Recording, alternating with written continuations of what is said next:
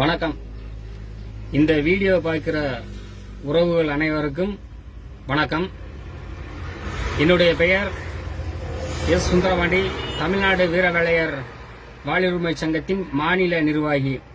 இந்த பதிவு யாருக்கென்று பார்த்தால், நம்மளுடைய அனைத்து இந்திய அண்ணா திராவிட முன்னேற்ற கழகத்தின் மாநில பொதுச் செயலாளர் மற்றும் சட்டப்பேரவையின் எதிர்க்கட்சி தலைவர் திரு எடப்பாடி பழனிசாமி அவர்களுக்கு தான் இந்த பதிவு. 2 தினங்களுக்கு முன்பு திண்டுக்கல்லில் நடந்த பொதுக்கூட்டத்தில்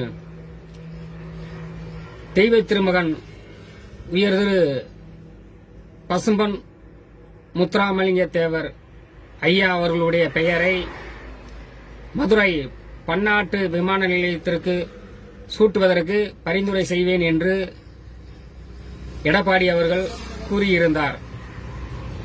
இதற்கு தமிழ்நாடு வீரவலையர் வாழ்வுரிமை சங்கத்தின் சார்பாக வன்மையாக கண்டிக்கின்றோம்.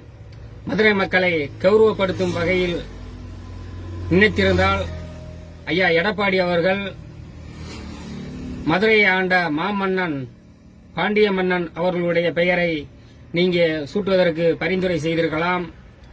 அல்லது இளைஞர்களின் எழுச்சி நாயகன், கலியுகத்தின் கடவுளாக திகழ்ந்த டாக்டர் ஏபிஜி அப்துல் கலாம் அவர்களுடைய பெயரை சூட்டுவதற்கு பரிந்துரை செய்யலாம். அல்லது மறைந்த ஐயா இமானுவேல் சேகர் அவர்களுடைய பெயரை சூட்டுவதற்கு பரிந்துரை செய்திருக்கலாம். இதெல்லாம் விட்டுவிட்டு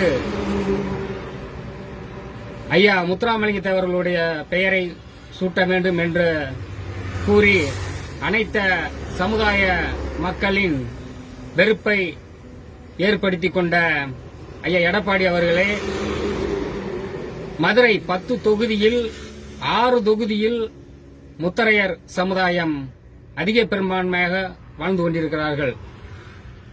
மதுரையில் 10 தொகுதியில் மேலூர், மதுரை கிழக்கு, சோழவந்தான், திருப்பரங்குன்றம், திருமங்கலம், உசிலம்பட்டி ஆகிய 6 தொகுதியில் முத்தரையர் பெரும்பான்மையாக வாழ்கிறார்கள். அது மட்டுமல்லாமல் அந்த பன்னாட்டு விமான நிலையத்துக்கு அதிக இடங்கள் கொடுத்த